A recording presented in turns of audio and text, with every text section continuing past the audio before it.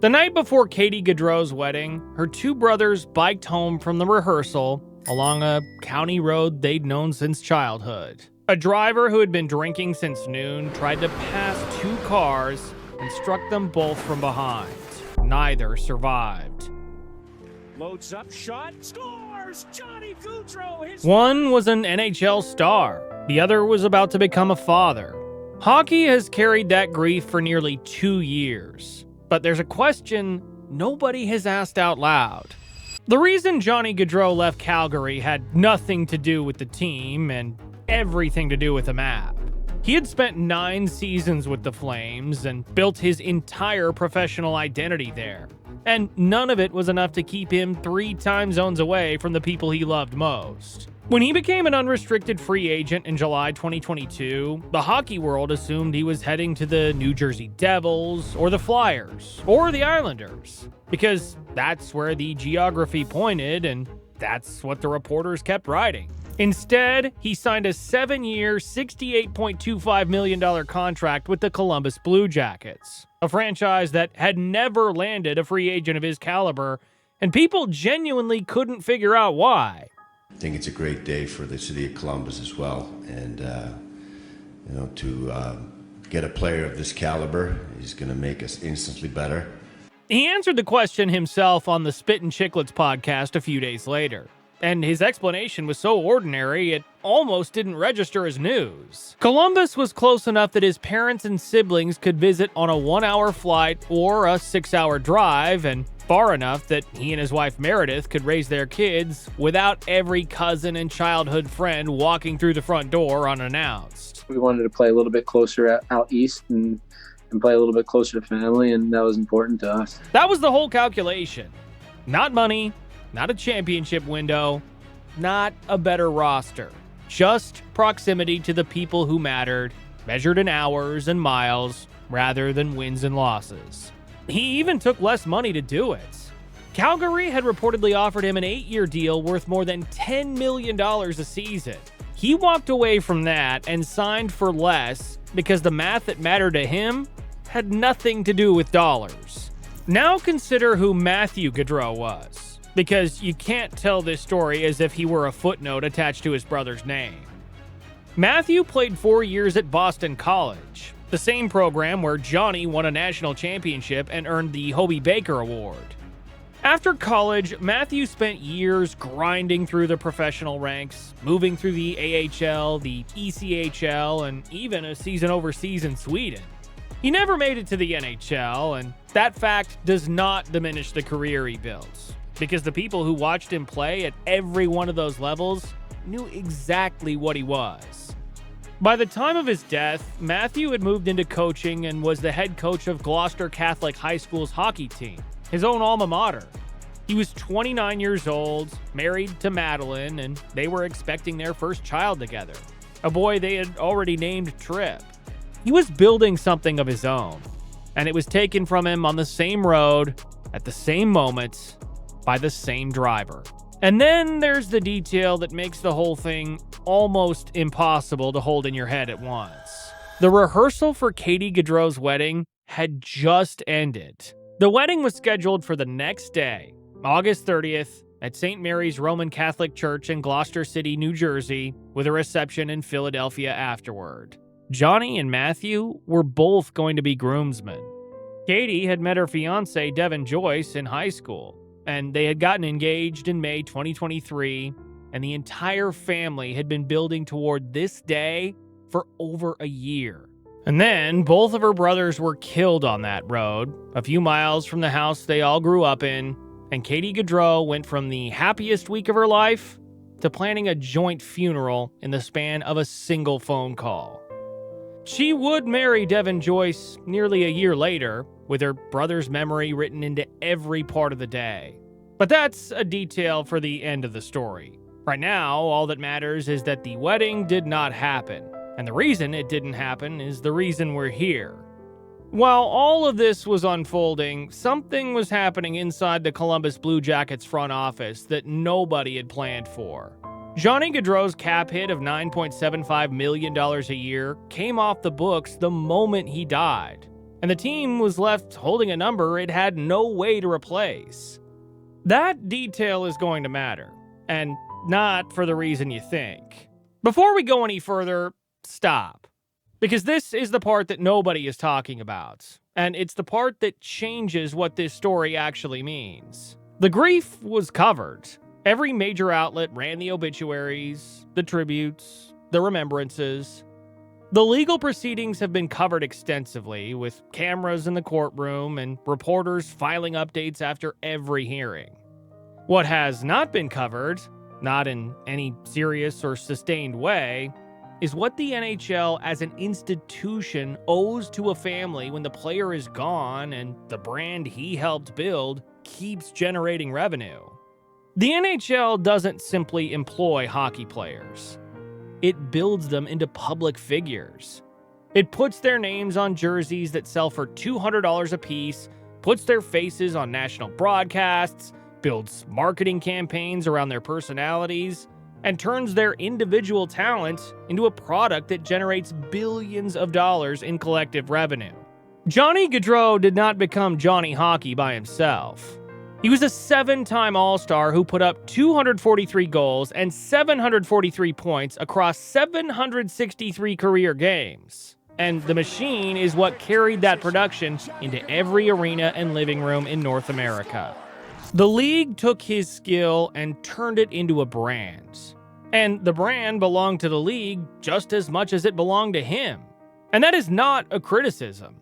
It's just the way professional sports work. But here's where it gets uncomfortable. When a player dies on the ice, or when a player dies from complications related to the sport, there are protocols. There is precedent. The league knows how to respond because the league has been forced to respond before. When a player dies off the ice, on a bike ride, in the middle of the offseason, on the eve of a family wedding, there is no playbook. There is no protocol. There is no institutional mechanism that kicks in and says, here is how we take care of this family, here is what we owe them, here is how we honor the legacy that we helped build. That is not an accusation yet. That is the setup. And the proof of what that absence looks like showed up in February 2026 at the Winter Olympics in Milan, when Team USA beat Canada 2-1 in overtime to win gold in men's hockey for the first time since the Miracle on Ice in 1980. After the final horn, Matthew Tkachuk, Zach Werenski, and Austin Matthews carried Johnny Gaudreau's number 13 jersey around the ice in a victory lap. And then they brought his children out onto the ice for the team photo. His parents were in the stands. His widow Meredith was in the stands.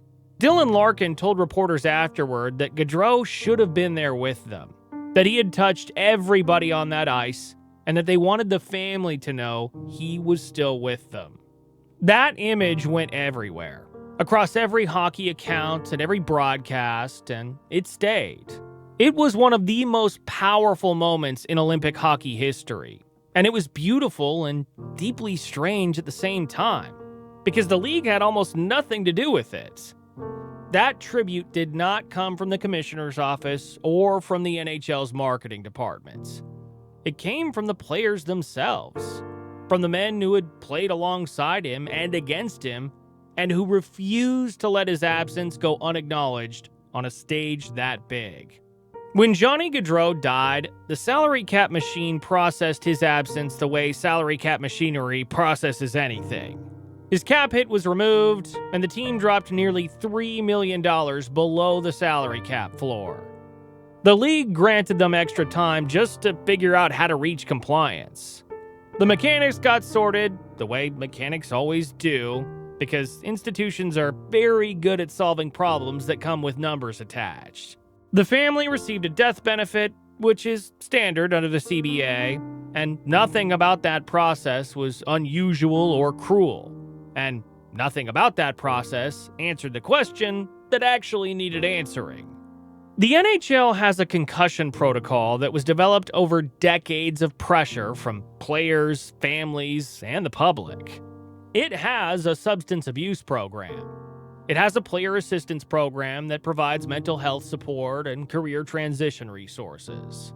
What it does not have is an off-ice tragedy protocol, which means there's no structured institutional framework for supporting the family of a player who dies outside the context of the sport while the league continues to profit from his name and legacy. No one at the league office sat down after Johnny Gaudreau's death and asked, "What do we owe this family going forward?" Not as a legal obligation, but as a moral one.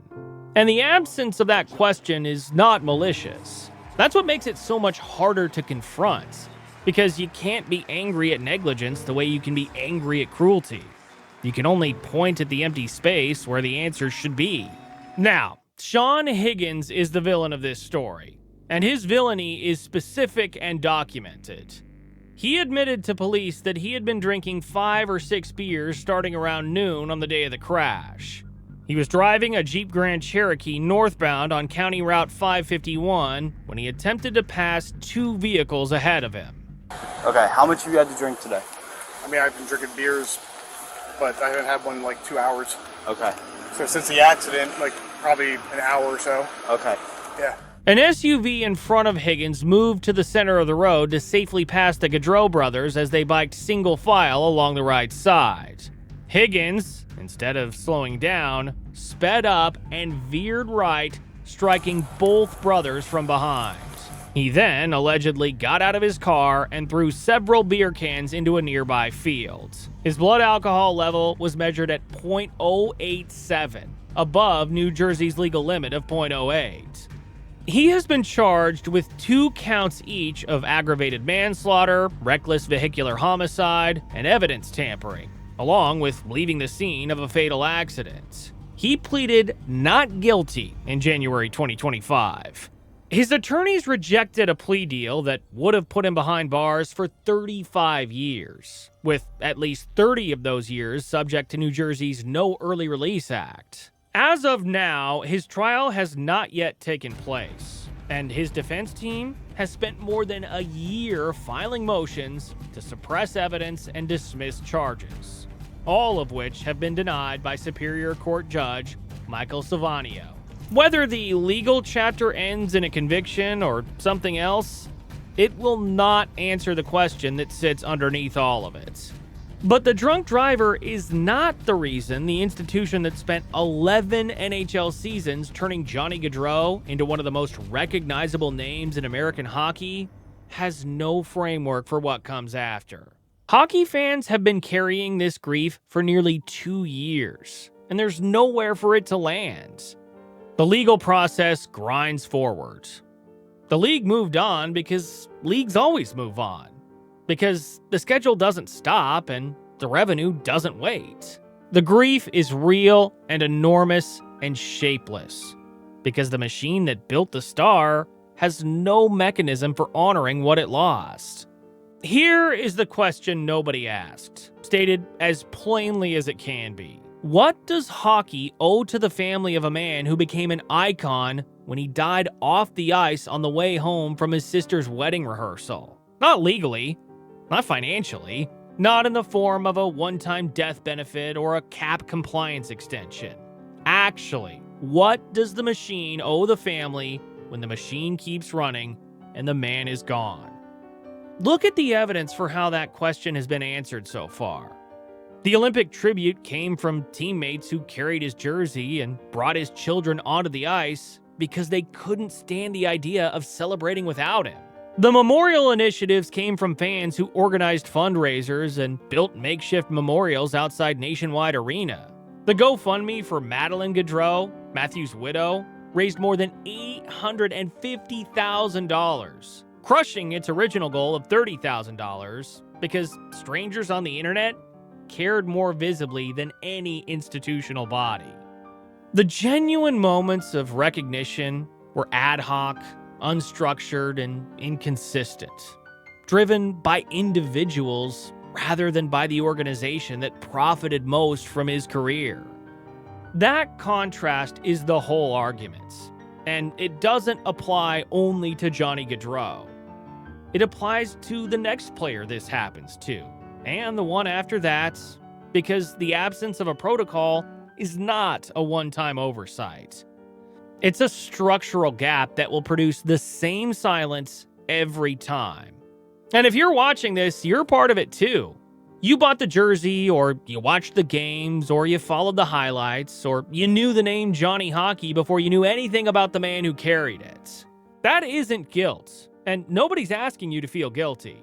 That is just honesty about how the machine works, because the machine doesn't run on institutional decisions alone. It runs on attention, and the attention comes from us. That question is pointed at all of us. The wedding didn't happen that day. It couldn't. But nearly a year later, Katie Gaudreau walked down the aisle with her brother's initials stitched into her veil and their memory woven into every part of the ceremony. The people around him found a way to carry both the grief and the life at the same time. The institution is still figuring out how. If you want to go deeper on stories like this, and get early access to videos before they go public, the Healthy Scratch membership is where that happens. Link below. Next time, we're telling a story the league buried so deep that most fans have never heard it. Subscribe so you don't miss it.